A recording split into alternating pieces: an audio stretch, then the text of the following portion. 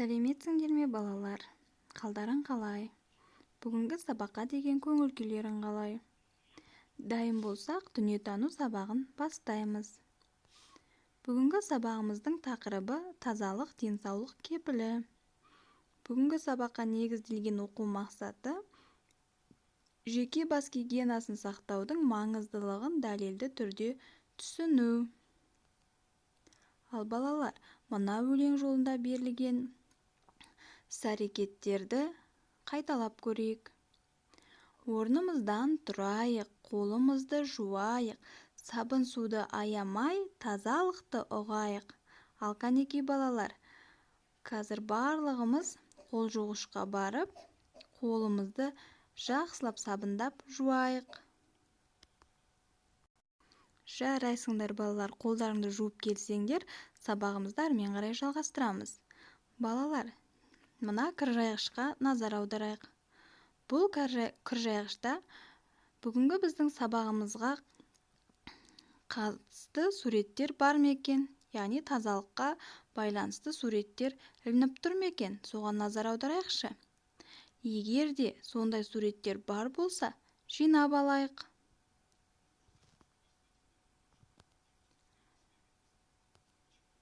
Жарайсыңдар балалар, сендер бүгінгі біздің сабағымызға қатысты суреттердің барлығын дұрыс жинап алдыңдар. Ал енді осы заттардың атын атайық. Сабын, сүлгі, тіс пастасы, тарақ, бет орамал, жуыну жөкесі, су сабын. Мінекей балалар, осы аталған заттың барлығы жеке бас гигиенасын сақтаудың құралдары болып табылады екен.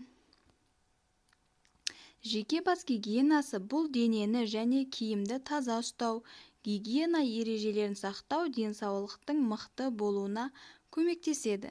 Ал балалар, бейнероликке назар аударайық. Тазалықты сақтау дені сау баланың ең басты қадамы. Ең алдымен күніне тісімізді кемінде 2 рет таңертең және кешке жууымыз қажет. Себебі адамның ауыз қуысында 200-500-ден астам микроб өмір сүреді екен. Сондықтан тісімізді тіс щеткасымен әбден ысқылап жуамыз. Жатар алдында міндетті түрде беті қолымызды сабындап жуған жөн. Әсіресе тамақтанар кезінде қолымызды жақсылап жуу міндет. Себебі далада немесе аулада ойнап жүргенде пайда болған микробтардың барлығынан арылуымыз қажет. Балалар, оқулығымыздың 83-ші бетіндегі суреттерге назар аударайық. Осы суреттерді және жаңа бейнероликтен көрген ақпаратымызды пайдаланып, жеке бас гигиенасының ережесін құрастырайық. Және құрастырған ережелеріңді айтып беріңдер. Тамаша балалар, сендер ережені дұрыс құрастырдыңдар. Енді осы ережені күнделікті өмірде ұстанып жүріңдер. Ол сендердің денсаулықтарыңның мықты болуының кепілі екенін ұмытпағайсыңдар.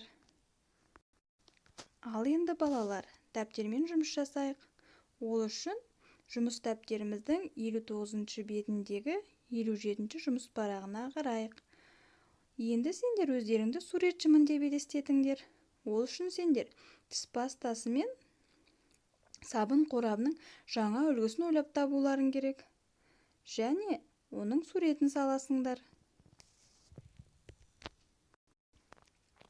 Сендердің суреттеріңнің әдемі болып шығатынына сенемін. Суретімізді салып болсақ, балалар, оқулығымыздағы қызық ақпаратпен танысайық.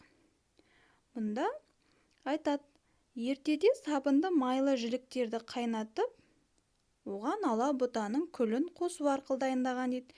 Яғни балалар, ежелгі заманда жануарлардың жіліктерін қайнатып, яғни жілік май шыққанша қайнатып, оған ала бұтаны өртеп, күлін қосқан екен. Содан байқайтынымыз, тазалық ерте заманда пайда болған екен. Балалар, аздап шаршасақ, сергіту сәтін ұйымдастырайық, иә? Қазір Видеодағы қимылдарды қайталаңдар.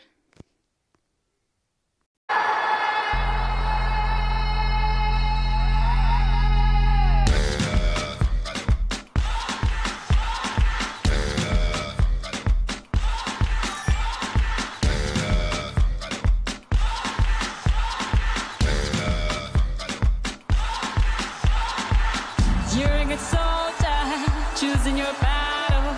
Pick yourself up and dust yourself off and back in the saddle. You're on the front line, everyone's watching.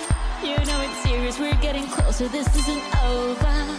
The pressure's on, you feel it, but you got it all, believe it. When you fold it up, oh, oh, and if you fold it up, cause this is Балалар, біраз сергіп алсақ, мына тапсырманы аналарымыздың көмегімен орындап көрейік. Шаршы матадан бет орамал жасап көріңдер дейді. Балалар, сендер білесіңдер, е? Бет орамал да жеке бас гигиенасын сақтаудың құралына жататының. Ал енді осыны аналарының көмегімен орындап көріңдер.